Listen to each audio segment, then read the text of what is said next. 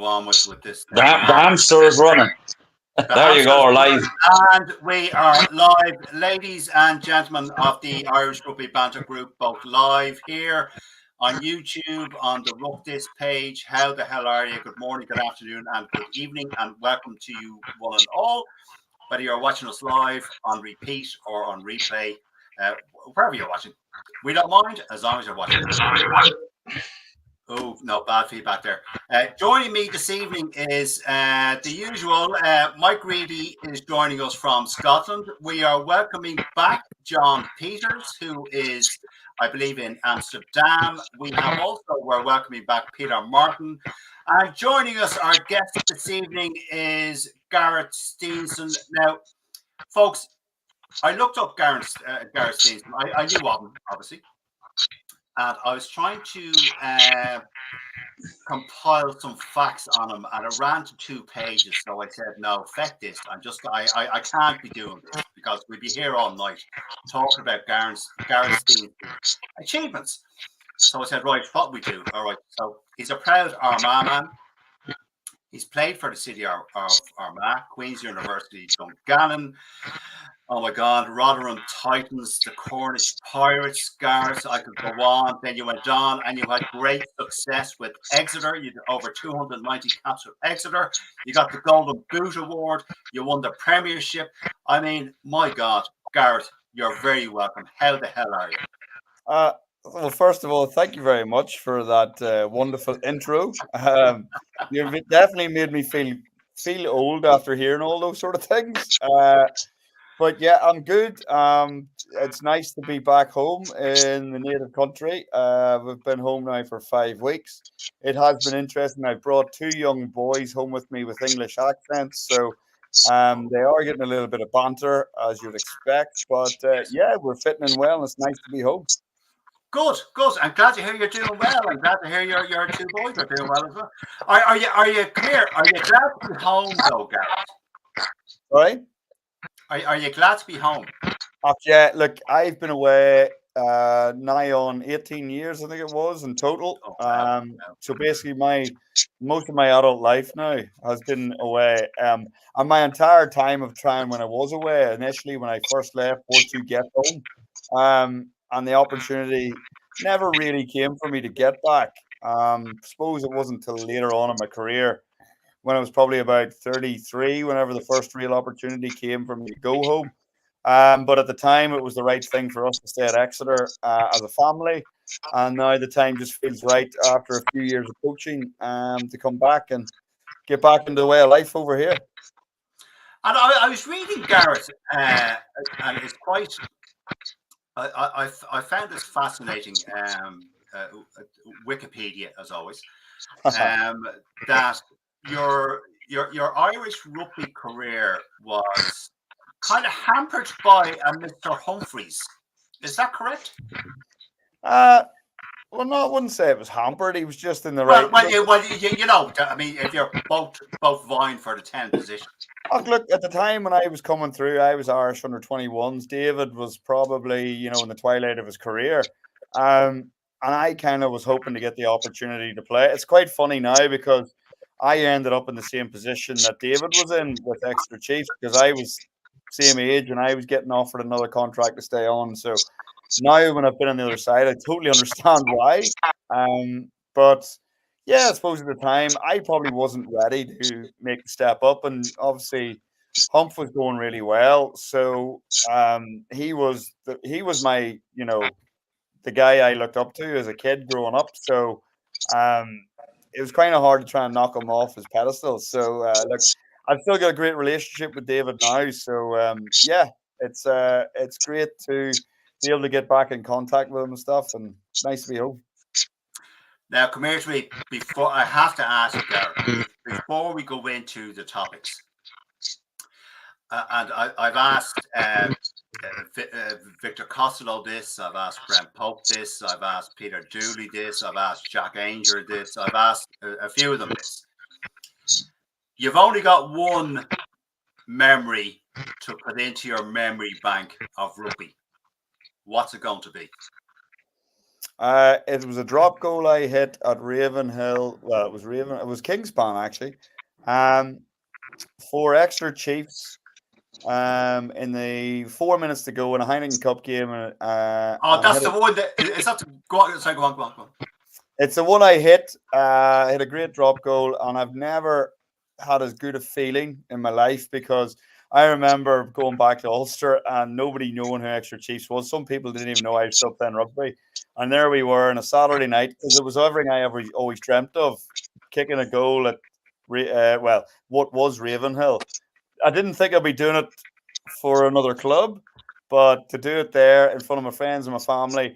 Now, granted, we didn't win the game in the end, but with 4 minutes to go, I knocked over a kick. There was no better feeling I've had on the field. All right. Okay. Brilliant. I can't. I mean, I remember Gareth. We had. I'm Sorry. I'm still getting feedback. I don't know where it's coming from, but anyway, we'll go on. I remember Victor Costello was on, Gareth, and one of the viewers asked him what was better, playing for Ireland or competing in the Olympics, and kind of like that, he said, no question, playing for Ireland because it's a team sport and you all celebrate together. When you're throwing the shot put, it's just you. Yeah. You know, and like what you were just saying there, I would imagine when you kicked that drop goal, although you didn't win, you had a team around you and it was, made it all that more special. Of course, and I was very fortunate to be part of some incredible teams with Extra Chiefs, and not Extra Chiefs, other teams, So I always enjoy the camaraderie around rugby. The fact that I got to kick goals, so that was my job in a team, and everyone, as a kicker, you get the plaudits a lot of the time, but I never put my head in a scrum and won a penalty. I never pushed and I never put my head over the ball and stole a ball that won the penalty. So it was my job to kick the goal. So, but without the boys putting their heads over it, I wouldn't got the opportunity to do the things I did, and that's the beauty of our sport. Yeah, true. But you look, Garrick, every out half would say that. Johnny Sexton would say that. So. Look, I'm sure every single one would. Peter, there's a message there. There's a message there that might interest you, Peter. What's that? From Joe Lyons. I'll read it for you if you want. Go on, read it. Joe Lyons says, swapping shirts with Finn Russell. Go on, Garrett. Just drop that in and see Peter explode. Peter has a bit of it's not an issue. It's a love-hate relationship with Finn Russell. What's he done on you? Gareth. What they're referring to is us as a group, we produce a team of. It's unfair, but look, it's a bit of crap. It's not to be taken seriously. We produce a team of spoofers every year. 1 to 23, starting 15, and then your suspension. Finn Russell is always the starting 10, followed closely by Manny Lebach. So I'm just going to ask you, Gareth, do you rate Finn Russell? Straight up, honest. Go ahead. Yes, I do rate Finn Russell. He's a maverick. So with any maverick, they're going to win you games, they're going to lose you games. So he's a super talented fella. He's actually, anytime we've come up against him, you do try and shut him down. He is the main focal point. So you always try to shut him down. If you can get to him, I suppose as he got older, he's probably become that little bit more. He can take it a little bit more. So yes, I do rate him. And I think he's he's obviously very talented in what he does, and he runs a good. He's a perfect player for Scotland. In the way they look to play the game. Yeah. You're going to tell me something different now, are you? No, I'm not. No, I'm not going to tell you anything different. No. All right. I know. I love to hear different people's opinions on players that I don't rate. We don't. No, sorry, I'm not speaking for the group, but excuse me, I just don't rate. Anyway, there we go. Fair enough.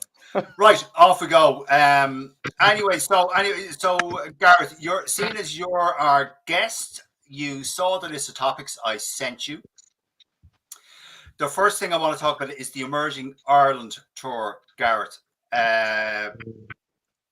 It's okay. Let's just break it down for a second. Leinster have 12 players, Munster have 8, Connacht have 7, Ulster have 5 or 6, I think it is, whatever it is.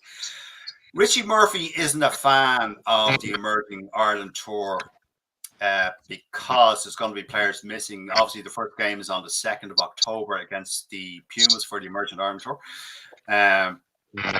Alex Candellen is the captain. Fair play to him. I like him as a player. I think he's a great player. But Gareth, is the timing of this tour kind of wrong? Could they not have done it a bit better? Or is there is there ever a good time for this tour, Gareth?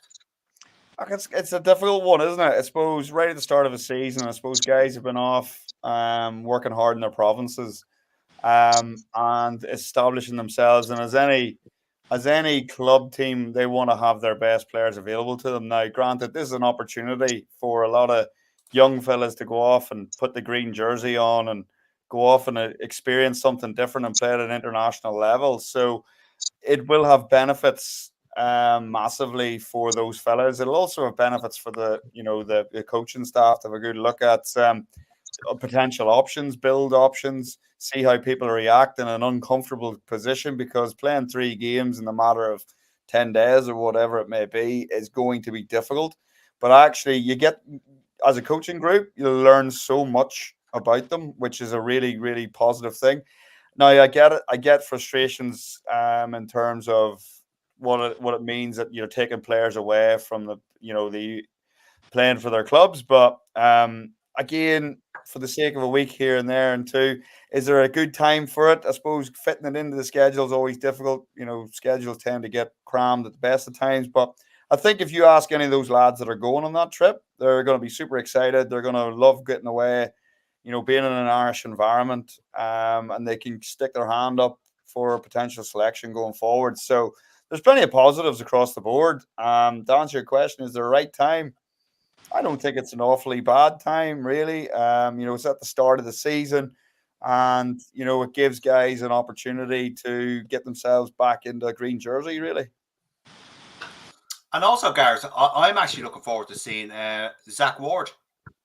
Yeah, so there's opportunities for guys. There's under 20s players, fellas who've went off and played at different levels, maybe having an opportunity for a year or two here and there. So yeah, there's plenty of guys who are going to get an opportunity to go out and put their hand up, really. And it's like anything, when you get them all in together, this could be another little group that, you're building for the future, as well as potentially right here and now.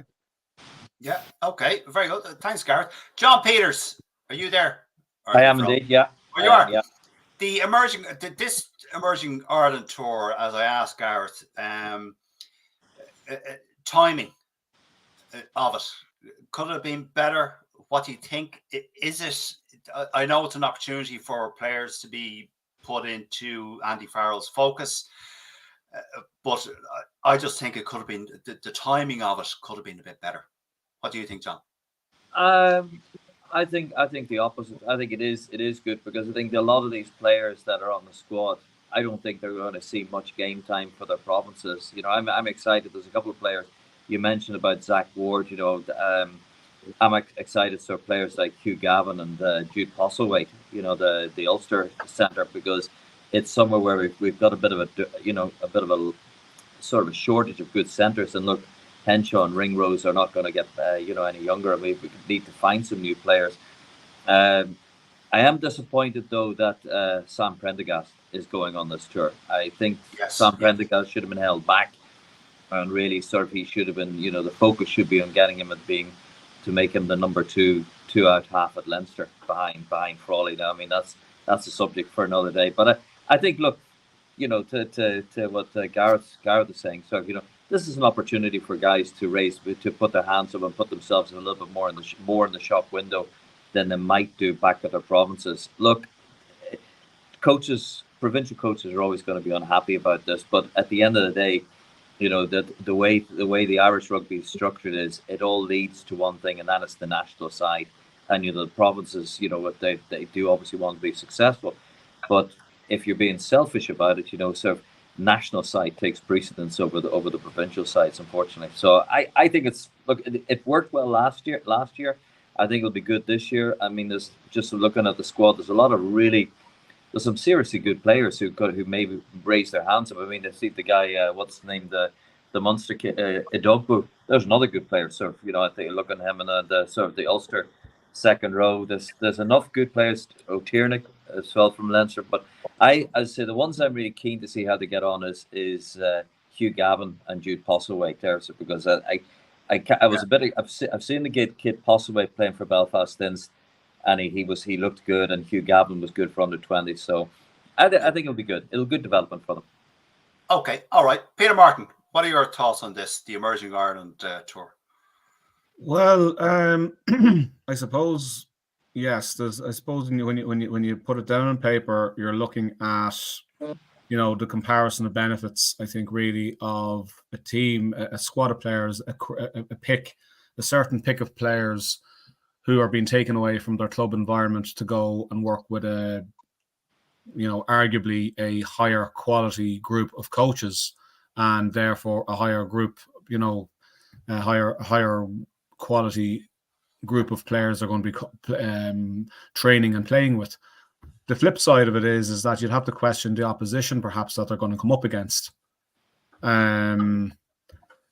Look, the timing of the year, if it wasn't going to be this time of year, when was it going to be? It's certainly not going to be, into early 25, with the Six Nations window when, the provinces are going to be without their international players anyway. So, and you can't have it at the end of, going into the spring of 25 when you have teams who are going to be chasing silverware.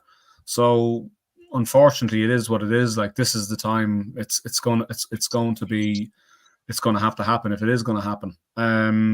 Yeah. The other thing is of course, you've got certain clubs who have got new coaching staff in. So you've got Ulster, Richie Murphy. Richie Murphy's lost a number of players to this. He'll be fed up and pissed off because. No, but Pete, hold on, Pete. Hold on.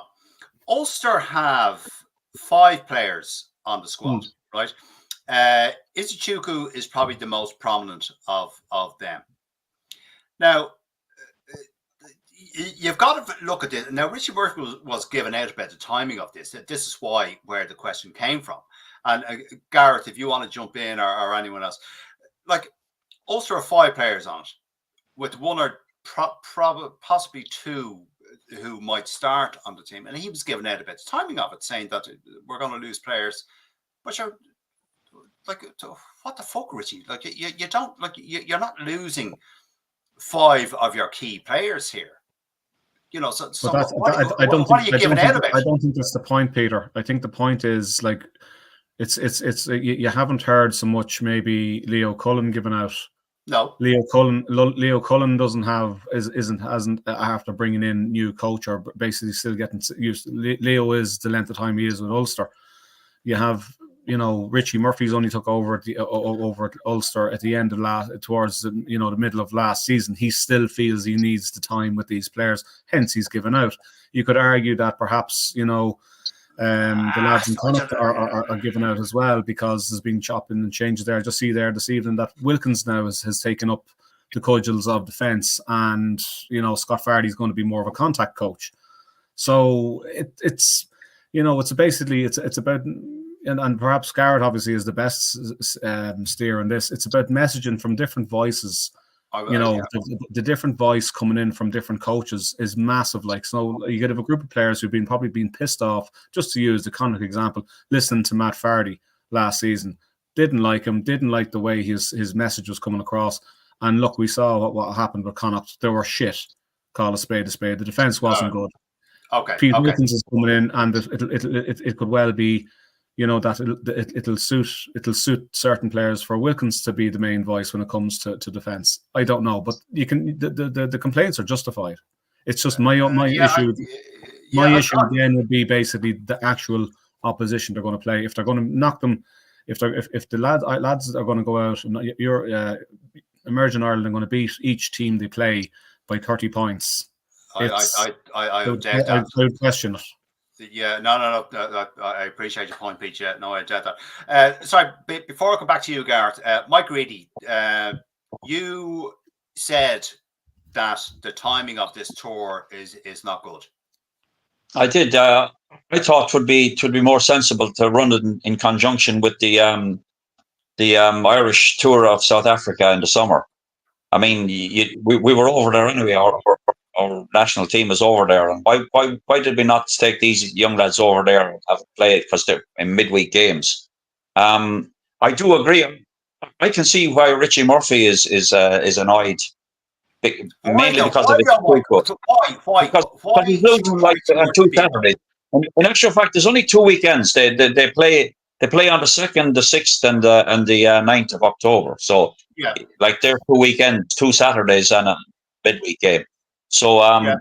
I can see him being annoyed at losing his Ichuku, and even his own son is going like and Scott Wilson would be another one. I'd say he that would be obviously a first. Well, he mightn't be a first. He definitely would be in the 23. I'd say in going forward anyway for Ulster. But Um, Leo, sorry, but I think Leo Cullen might could also have the same grievances. The fact that he's losing but Prendergast. Leinster have fucking Oh oodles yeah, of players. no, It's but probably a relief for Leo Cullen because he doesn't have to find game time for fucking those players. So disagree with it's that, Mike. it's almost Don't a forget, relief for him.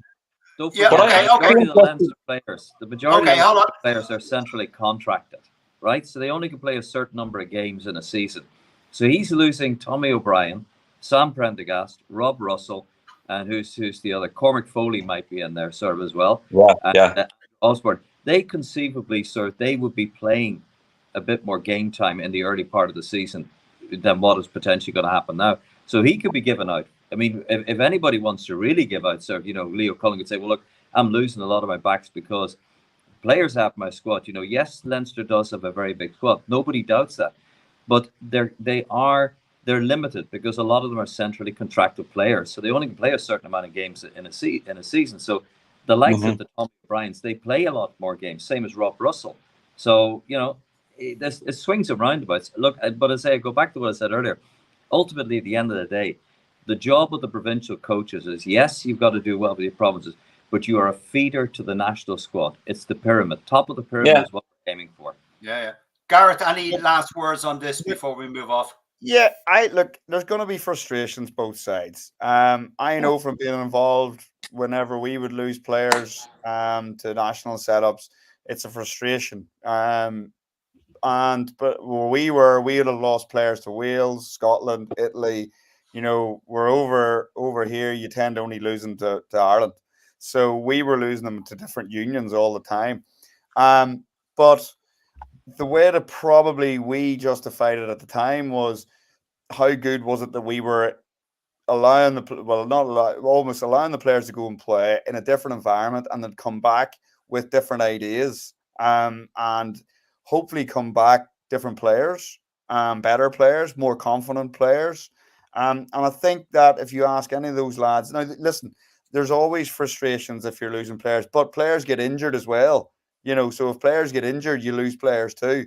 So that's another thing that, and hopefully nobody is getting injured. But for me, they get to go away. They get to go and work with the national setup. They get to wear the green jersey. They're going to come back in a better state as rugby players. Plus, they're going to come back more confident, which will only help the club side, or the provincial side. Sorry, I'll say club side because I'm used to doing that for the last 20 years. But it should help with the development. Now, you can argue both ways and say the timing's awful. And to go back to your point, the other thing you have to factor in is, you're talking about maybe doing it alongside the other tour in the summer, but you've got to take in who they're playing. Can them teams play at that time in that country? Yeah. There's a lot of logistics that go into these sort of things. So this may be the only time they could have done it. That the teams are going to play. So look, there's people are going to be frustrated. People are going to be delighted. But ultimately, you're going to get a better team. And if you're saying when it boils down to it, the national team's going to be better for the fact that these lads have gone off, worn the green jersey, you'll learn a heck of a lot about them. And also Simon's going to get the opportunity to work with a lot of boys that he may not have got to, an awful lot. Yeah, So yeah, he's going to learn so much going forward. So whenever he's watching provincial games leading into the Christmas Heineken Cup games, it's going to work quite well for him. A very good point, Gareth. Yes, and well made. Mike Reedy, do you want to read out that message there from Joe Lyons? Yeah. Is the makeup of the squad right? It's certainly emerging players, but unlike the previous trip, there was a peppering of seasoned test players. Should they have done the same, or is this more about performance and bedding in than the usual driven, or than results driven? Sorry. Yeah. Okay. There's another one there from Ricky Boyd. Mike. That's what the focus has to be on future squads, depth of players. Fair enough. Yeah. No, I agree. I agree with all that. Yeah. Yeah. There's our pal James Grennan. I can read that one. Evening, chaps. Catherine Keegan. Mike. Catherine Keegan. Isn't it a good idea to have this emerging Ireland tour at the start of the season, of the new season? Players will be fresh. Okay. Yeah. Well, in fairness, most of the players are fringe players anyway, so I don't like at club level, so or provincial level, so they're not. Well, I think as we all discuss, as John, Peter, and Gareth, and you've said, it is great exposure for the lads going over and stuff like that. It's just a lot of people just question the timing of it, and that's just what I wanted to ask. Anyway, Gareth, going back to the Irish women who had a great win against Australia. Two things, Gareth, I noted about that particular game, and I'd be interested to hear your views on this or what you thought about it from a coaching side of things. Was the Irish women, their line speed and their line out maul, I thought was magnificent and was 10 steps above where it was previously. What did you think of it, Gareth? Well, first of all, two areas that I know all about in the game. So thanks for that. Very good. Listen, Alex Conlon coming in, he's done a great job with the forward pack. I've been very fortunate. I've been going down there with them now for the last, basically since I've come back now, 6 weeks. And the development that you can see very clear, the amount of work they're doing is brilliant, especially in that forward domain. Hugh coming in as well has been a great job with the defensive stuff. You know, he's really pushing that physicality and line speed. And like anything at any level of any rugby, if you can get some pressure on teams and not allow them to attack and shut them down for speed, you know, that's obviously going to be a massive thing for them going forward. I know the confidence level's good. And that game was brilliant. Obviously, with the 150, the start of the 150 year, there was a lot of, you know, emphasis put on that. And the girls really rose to the occasion. And it was great to see so many people come out and support them. They're really excited. They're getting ready to go over to Canada. They're leaving on Friday. And they get themselves over there. And they're playing Silver Ferns in the first game, which they're really getting up for. They started the prep for it this morning. So that's when the first start of it's begun. So they're excited about getting out there and playing against teams that they're not used to playing against, you know. So they're on a good pathway before the Rugby World Cup starting in a year's time. Yeah, absolutely, Gareth. Yeah, I totally agree. Yeah, Peter Martin, that particular game, from someone just watching, I won't go back. I won't reference Gareth's position on the park and the knowledge of the forward play. But I thought that the line speed, actually, no, Gareth, the line speed, you were a 10. You know about the line speed. Oh, yeah, that's what I mean. The line speed was good because it stopped the Aussies playing. That's what's great. But you know what I mean? It wouldn't be something I'd be known for, like. Maybe you'd be standing behind the line. People. You'd be standing behind the line reaping the benefits. I did realize true 10 directing operations. Well, listen, there you go. If you fly up out of the line, you spook people, and they turn inside. You don't have to make tackles. So that's another thing. Line speed does work. Well, listen, Gareth, as you well know, as us as couch pundits, the line speed is great if you make your tackles. Otherwise, you know, you're snookered. Peter Martin, Ireland women versus Australia. What did you make of that game? I didn't actually see it. Good man. So I'm just going on pure social media commentary, and that was all not massively positive. The new coaching staff that has come in under Scott Bemmond seems to be having the right effect with the bunch of girls. There's new caps have come in. They all did very, very well by all accounts.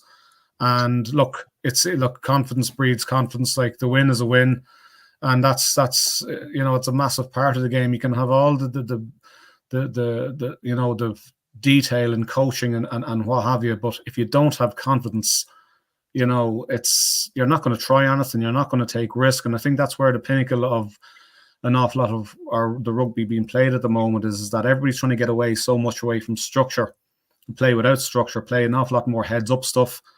Looking for that 1% it makes a difference, and sometimes it's just basically having that confidence to go out and throw the ball, throw that pass. And sure, look, you've spoken about line speed. If the defense is there, if there's trust there, to throw a 50-50 pass, it comes off, we're in under the posts. If it doesn't, well, your teammates are going to have to basically knuckle down and track back and scramble and stop what's happening. So that there's nothing else really I can add to that. No, fair enough. Okay, John Peters, the women's game. What did you think of it? If you saw it?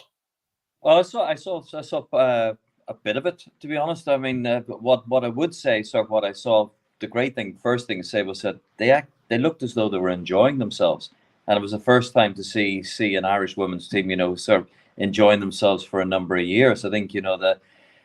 We all know sort of what's happened the last few years with the Irish rugby team, women's rugby team. It's been very much in the doldrums, but you actually saw they played some really good rugby. It has to be said. I was kind of flicking between that game, and I watched a bit of the England women against the. I won't give England women as a sort of a very subjective. I called the England juggernaut, for want of a better word, against the New Zealand Ferns. Okay. Two different games, in fairness, but it's great to see the Ireland women. So it doesn't matter if it's the men or women, to beat an Australian rugby side is it's not a mean feat. Australia, there is a lot of proud heritage and what have you not behind them. So good luck to them, and good luck for hopefully it's a good stepping stone for the upcoming the Rugby World Cup. They're going in the right direction. Obviously, sort of the coach has got them bought into why he wants to play, and and as I say. The girls that are on the team, they play with a smile on their face, which is good to see. Yeah, and also good to see Emer Considine back at 15. Yeah, great player. Yeah, I mean, there was one player, she wasn't playing there for them. There's what's the girl's name? Catherine Dane there. So is another one there. So Ulster player. So I mean, she'll hopefully make her way back into it. But all in all, I think it's the future looks bright for the Irish rugby women's side, which is good to see, because you need that as well as a good men's side, good women's side helps the game overall in Ireland.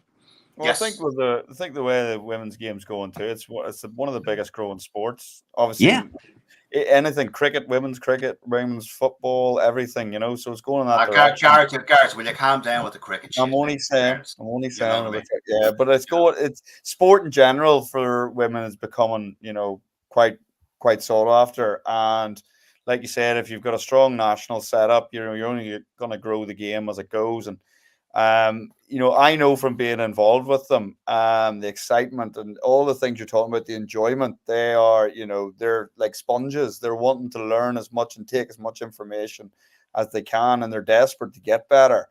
But, it's a fun, enjoyable environment, which breeds success, and it's a good starting point for them. It'll be really interesting to see how they go now against one of the top teams, in 10 days' time when they head off to Canada. And go up against, arguably those teams on more of a regular basis. So, yeah, they're excited to get out there. We're excited to see how they go. And let's say they're getting an opportunity to wear the green jersey too, and they're very proud of that fact too. So it's great. Absolutely, Gareth. I totally agree with you. Now, come here to me. I'm going to pull you up on one thing you said there, Gareth, right? It'll be great to see them go up against the top teams. Are Australia not a top team? Well, I'm new to the women's game. So if I'm being perfectly honest with you, to me, I would have looked at the top teams and went, well, it's England and New Zealand. But that's yeah.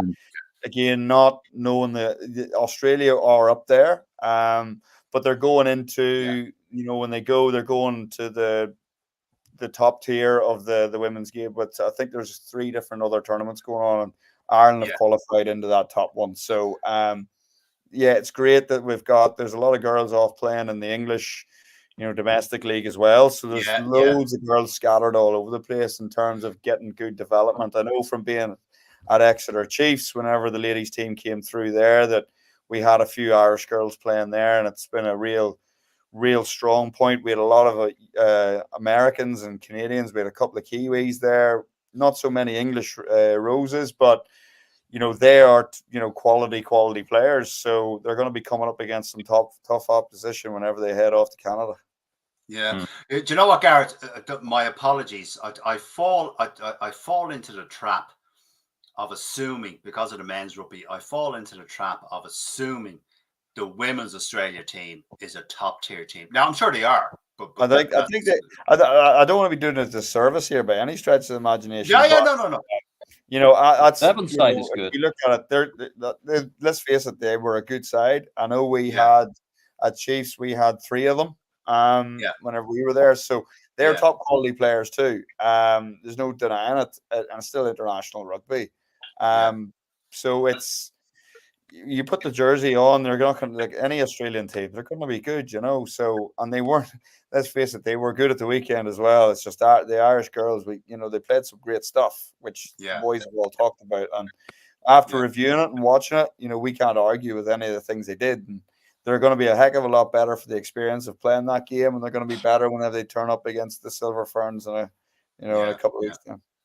True, very true, Gareth. Yeah, very true, very true.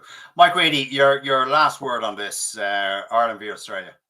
What does it make? The difference in the Irish women's team in a year is absolutely astronomical. It's like they've gone from being, we could have no confidence in them going out to win a game a year ago, and now I genuinely think they have a chance in against England, France, and we'll see how. I'm really interested to see how they do against the Ferns, because they're a decent side. Australia, not like you're talking about the 3 top teams. England are miles ahead of everybody else. France and New Zealand, but Ireland, like, we're kind of getting back to where we were in 2013-14 era, like which was amateur women's rugby, but. But this is really hopeful, by the way, and I think the Irish few have taken on board now and supporting them in a proper manner, which they didn't. They were totally guilty of not doing, like in the last, even as recently as 2 years ago. But there's some really, really good players, and the interprovincial games that have just been, the women's games, were brilliant. There was some really good rugby, and you can see the green shoots coming through there. There's great hope going forward as far as I'm concerned, and I think this tour in Canada is going to be brilliant for them, because they're getting to go away again. Was that the Interpros, Mike, that Leinster won? Yeah, the Interpros. Yeah. Sorry, yeah. Oh, yeah. I watched all of those, and I thought they were excellent. I thought the rugby in them was good. It's good to watch. Women's rugby is good to watch, and it's a really good game. It's getting more exciting though for Ireland going forward. And I have to be honest, 2 years ago I thought we'd be as well off Britain playing women's rugby the way we were, and now the difference is absolutely is amazing, and I think it's great. And I want to give a shout out to Tina Finn, actually, a fellow parishioner of mine from Portrush in Ireland. There you go. All right, very good. Okay, Gareth. Okay, thanks, Mike. Moving on, Gareth. The URC, this was said on various media websites, since being disproven and denied and shut out. But it was the URC and the Premiership merger. Now, when I first saw this, before it was obviously denied and all that sort of stuff, I just said, well, why the fuck would the URC merge with the Premiership? Who's the benefit here? And then I thought, hold on. The Premiership need the money. The URC, it appears, doesn't. So if that merger, Garrett, was, let's say for argument's sake, for pig iron, let's say it was to happen, who would benefit most from that if it was to merge? See, this is where it's a bit strange. I know from being in club rugby in England, the history that comes with it.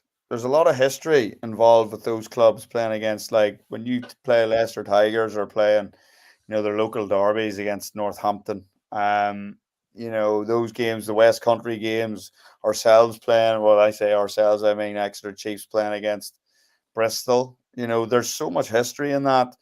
And I know it's a different. If it definitely happened, I'll be honest with you. As a player who played in the English Premiership, I don't know if I'd be overly excited about it, because I like the idea that the Heineken Cup brings all the teams together, and that is the pinnacle.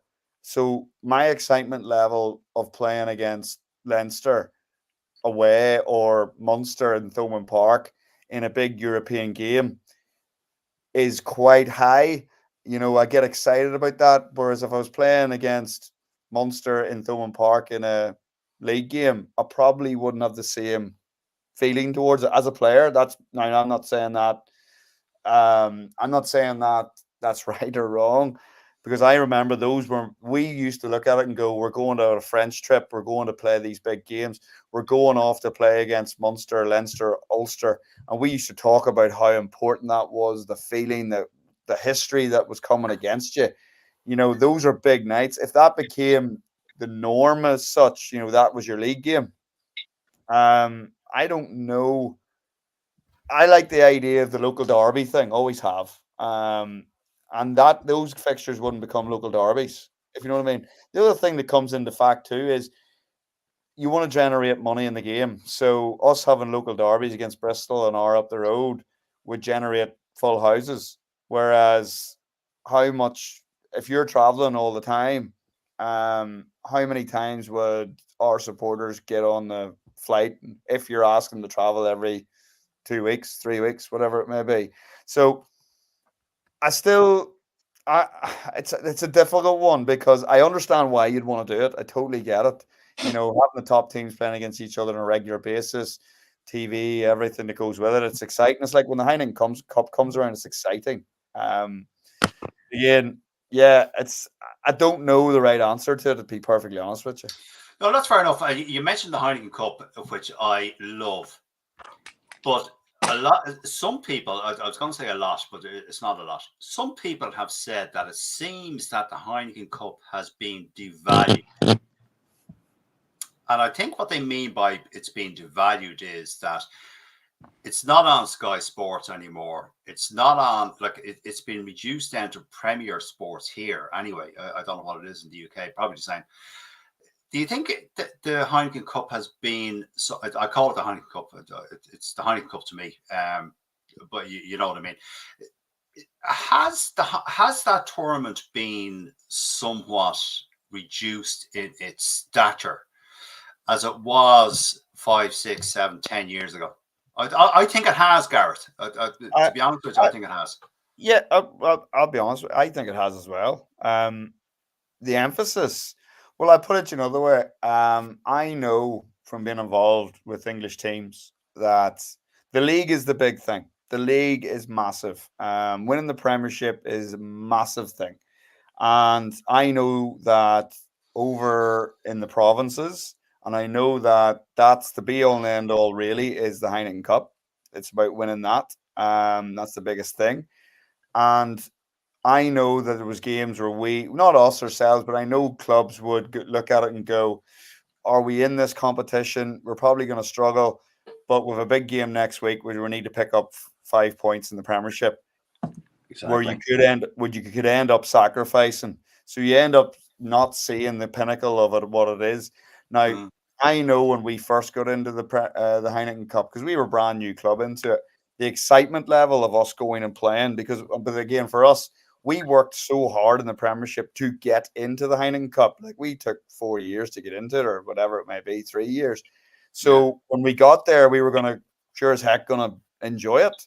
You know, we were going to make sure we were a better team. We were going to go to the likes of, I think our first Heineken Cup game was in Dublin, where we got to play against the then champions that had, basically it was the Irish national team.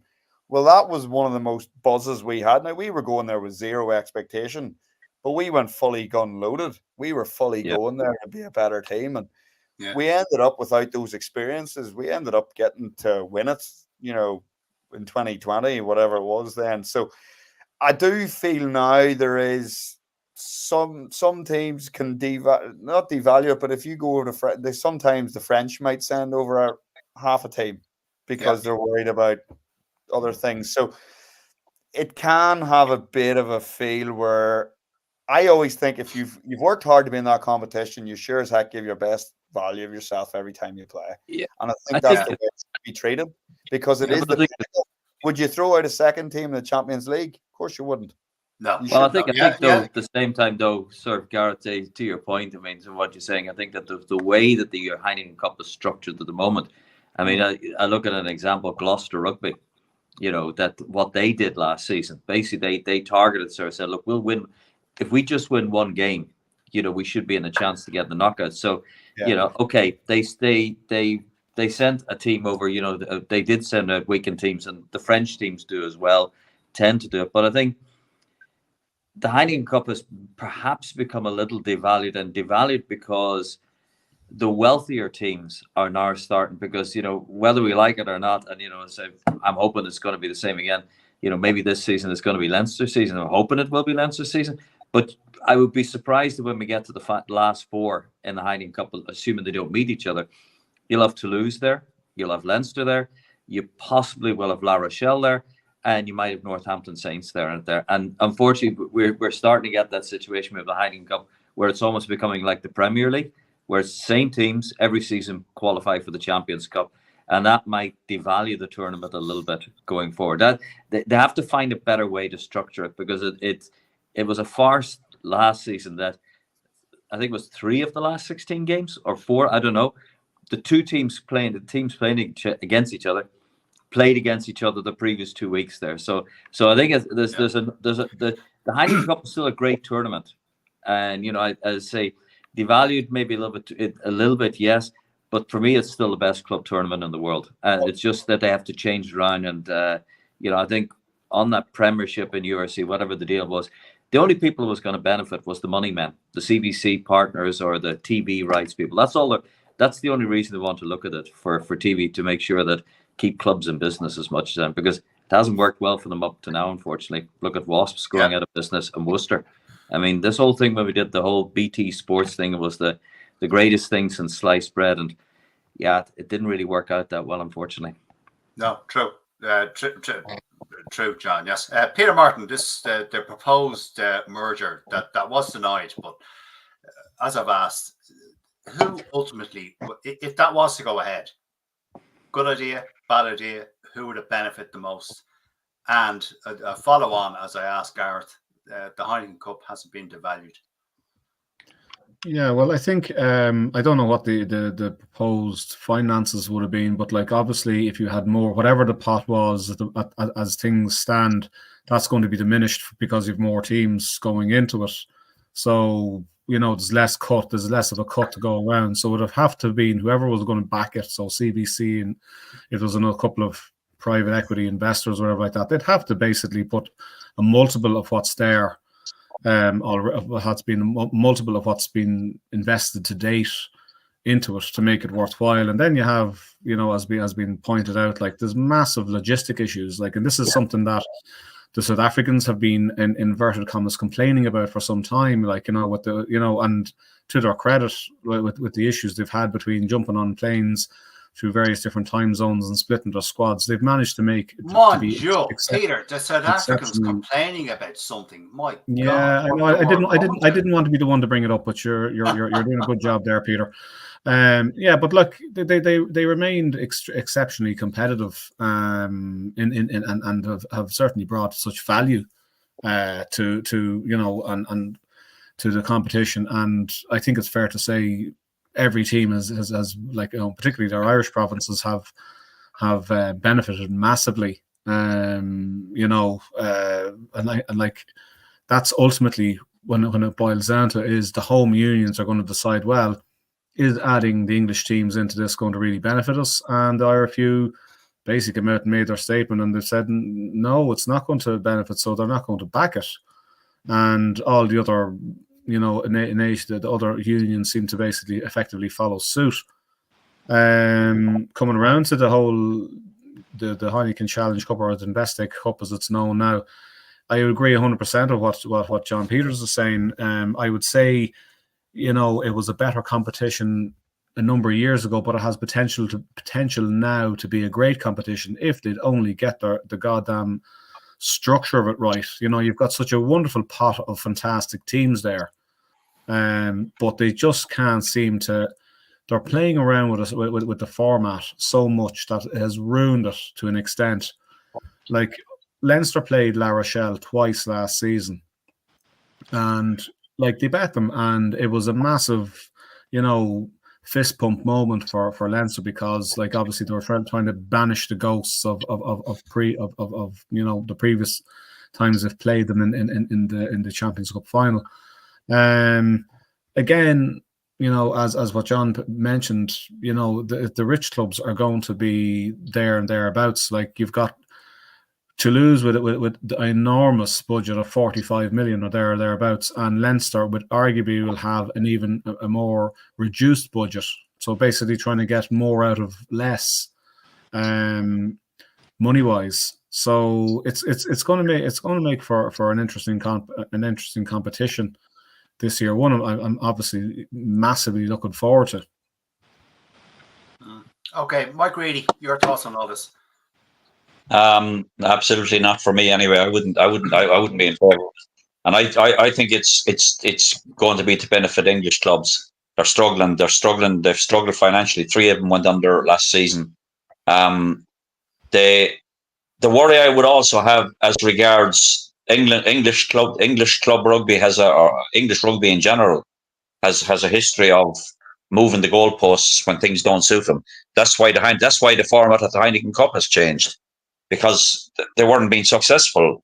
Well, they have been successful. You guys won it, and but they move the goalposts to suit their own kind of narrative, and French as well. Now, I have to be honest, I wasn't really in favour of South African clubs joining the URC, but it has been a great success, if we're honest. They have brought something really, really. I mean, the viewing figures are through the roof in the last last year in particular, from South Don't tell Stephen Jones. Sorry? Don't tell Stephen Jones. No, Stephen Jones. We see. No, I think could be. I think it's would be for the wrong reasons. Also, they were talking about ejecting Italian clubs from the URC. How are we going to promote rugby in those nations if that's the kind of behaviour? Where are they going to go? I mean, like they're playing in the competition, and they're basically saying that they're not good enough to play in the competition. I think leave it as it is right now anyway, and English rugby needs to sort itself out. There's talks about an English Welsh kind of league, the Anglo Welsh League. Mike, can you read that comment out there by Joe Lyons, and then we just move on, because we're fast approaching the hour mark. Okay, numbers regarding clubs alone don't make it feasible. GP Gallagher Premiership, I presume that means 10 URC 16 teams. What teams lose out in a merger? And then you have relegation. How would that work? Hypothetically, 1 year Italy, Welsh or Wales teams toast. Year 2. Eventually, you'd have 3-4 teams dominating everything. Not even it's a non-starter. I agree with that. I agree it's a non-starter. Okay, right, folks. Let's move on, because we're coming up to the hour mark, and we don't want to keep you any longer than is necessary. Gareth, I'm going to come to you first on this. The upcoming games, as they're happening, time-wise, we have. So the question is, as always, what we do here is, who do you think will win? So, Gareth, The first game coming up is Edinburgh are at home. They are entertaining Leinster. Go for it. Right, so URC is all new to me as well. So Oh, let's face it, Edinburgh at home, you know what I mean? Scottish rugby, the way it's going, it'll depend on what way the squads are selected, obviously, what Leinster go with and stuff. You know, you're always hard to win away from home. So, again, going back to what Edinburgh have, I'm not really sure what way they'll be able to pick after the summer tours that have happened. So, it's a tough call, really. no, But well, again, you have to call a winner, Gareth. Come well, on, then I'll obviously go with the Irish provinces. So all I'll right, have to say okay, fair Leinster will enough. get the job done there. Okay, test match, Gareth. Australia are entertaining New Zealand. Well, I think the way Australian rugby's going at the minute, you know, they've had a couple of tough times. I know recently that the results haven't gone their way. New Zealand are obviously playing some good stuff as well, so I think New Zealand will get that job done there. Do you think Joe Schmidt is? He's got a battle on his hands. Tough I job. think I think he's just got a young squad in there. You know, apart from my old halfback man Nick White, he's got a young group there they're just trying to develop at the minute. You know, so I think it's just going to be one of those where it's a build, and I think Joe being in there will be good. I think it's just going to take a bit of time. Okay, and next up, Garrett, close to your heart, Exeter are playing Leicester. Go on. Difficult though, I think. I think. Oh, look, Chiefs are at home, so they're at home. You know, they've got a young group going in there, depending on what squad they pick and how things are going, you know, it's going to be hard for me to go against them. I think they're going to have it'll be a difficult game. Don't get me wrong, physical. But yeah, I'm not going to go against them. So you're going to go Exeter win. I'll say Chiefs get it done. Australia, New Zealand to win, and win against the Aussies. And so then okay, Leinster, New Zealand, Exeter. Okay, now Gareth, Munster are entertaining Connacht. Munster at home. Yeah, well, Connacht have obviously went really well in their pre-season games. You know, and it's traditionally, obviously, Munster tend to start slower than they normally, you know, than the rest. So, you know, Connacht probably have got a good group of guys out there. We spoke to a few of them already, so I think they're well up for this game. I'm going to go for an away win there. Oh, hold on. Just throw it out there. Hold on, I'm going to get me pen, Gareth. Hold on. I have to mark down. I'll throw it out there. New Zealand, Exeter, Connacht. Okay. Are you going to come back at me about this or what? Fucking right I am. You just one up in big freaking big writing. This is. I'll send you a LinkedIn message. Right. Okay. Right, Gareth. Ulster are entertaining Glasgow. Go for it. Yeah, tricky one. Obviously, Glasgow, good squad. Ulster obviously just back from Chiefs last week. So yeah, but it's a home game, so I'd like to think, you know, at home Ulster will get that job done. Okay, and last one, Gareth. Argentina, excuse me, entertaining South Africa. No, that's a juggernaut game, that isn't it? Isn't it just? It's just massive. You know, two forward packs going to go at each other, two big teams. The Argentina are going well at the minute, but again, it's hard to look past the Springboks when they go out there. That's a hard call. That one, really hard call, especially. But, I mean, Gareth, South Africa are missing some key players, or they're not playing some key players. But like again, still, you know, the quality they have amongst their group. Look, let's go for a home win just to throw. You know, Argentina are in a good frame of form at the minute. You know, they're going to be hard to beat at home, like you said. There's a couple of boys missing. Let's go for Argentina. Okay, so Gareth Steenson is going for Argentina. Right. Okay. All right, Peter Martin. Let's go. Edinburgh v Leinster. Yeah, Leinster. Right. Australia v New Zealand. Thoughts and prayers for Australia. Okay. Family Exeter. flowers only. Okay. That's right. Exeter v Leicester.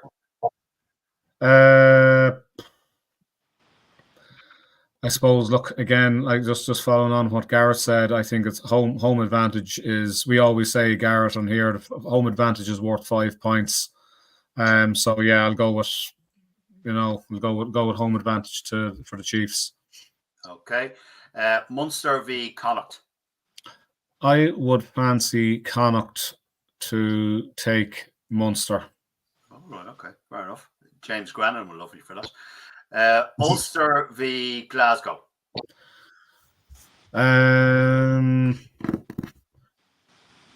Yeah, I think, as I said before on here, I think with Richie Murphy at the helm, Ulster are going to be a spiky, awkward opponent this year, and there'll be shocks aplenty, I think, particularly in Europe, I would say. But I think they'll get their season off to a good start with the home win. Okay, and finally, Argentina entertaining South Africa.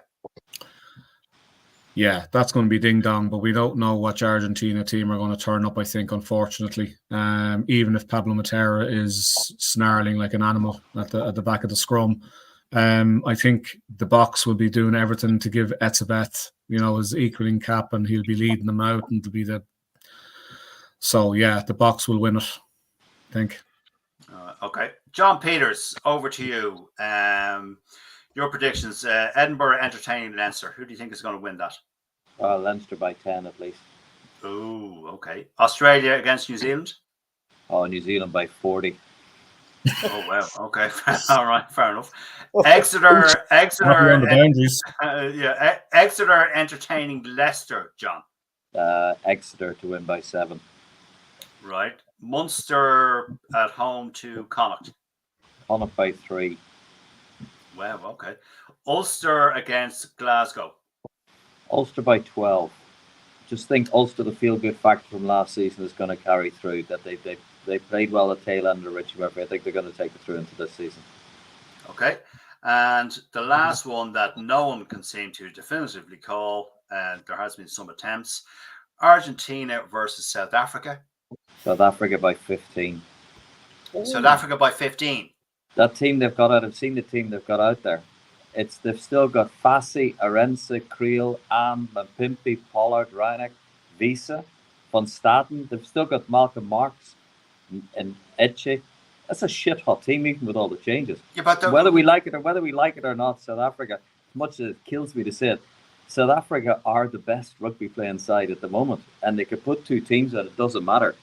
I just think that Argentina played well against Australia, but Australia were shite in the last 15-20 minutes. I think our Springboks will want to have a clean sweep in the championship. That's why I think they'll be all out there by 15 at least. They'll beat Argentina. They'll be too strong. It's Marks isn't an 80-minute player though. He isn't an 80-minute player there, but at least you're going to get a hell of a lot out of him there. So okay, whoever it is that I think it's what's his name? I think it's some new guy called Vessels is going to come on. I think he's going to maybe win his first cap or whatever. But Malcolm Marks can still do a shitload of damage in the 50 minutes he's on the field. Yeah, maybe. Yeah. We shall see. Anyway, okay. Mike Reedy, you're the last person on this, and then we must end it because we're over the hour mark. Mike Reedy, you're calling this Edinburgh v Leinster. Leinster by 10 points, I'd say. Yeah. All right. Australia versus New Zealand. New Zealand, by God all knows, the substantial amount. Anyway. A cricket score. Okay, right.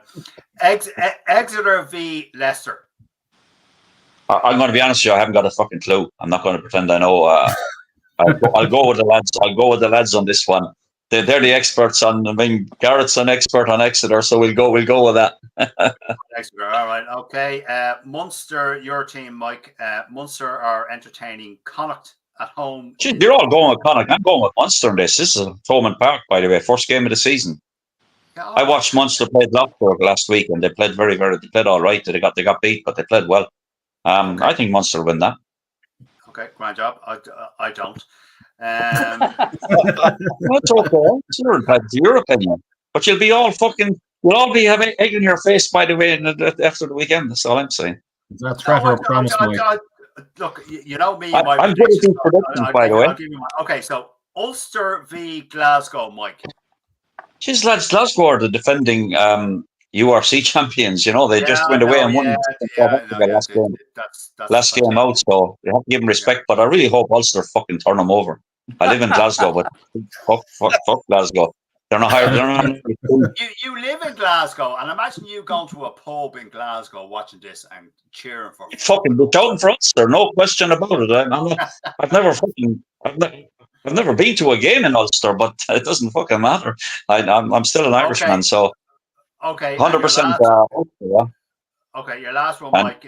Argentina entertaining South Africa. The box by a distance. Oh, fuck's sake. Right. Okay. Okay. Grand job. Okay, gents. My own predictions. My own predictions, which aren't worth the bollocks. Edinburgh v Leinster. Leinster will win that. Australia v New Zealand. New Zealand will fucking hammer them. Exeter v Leicester. Gareth, I'm going to go against your predictions and whoever else said Exeter. I think Leicester might nip that one. I think, looking at what they have. Munster v Connacht. I think Connacht will beat them. Ulster v Glasgow. I think Glasgow will beat them. Argentina v South Africa. I think, South Africa, the general consensus, South Africa will absolutely wipe the floor with Argentina.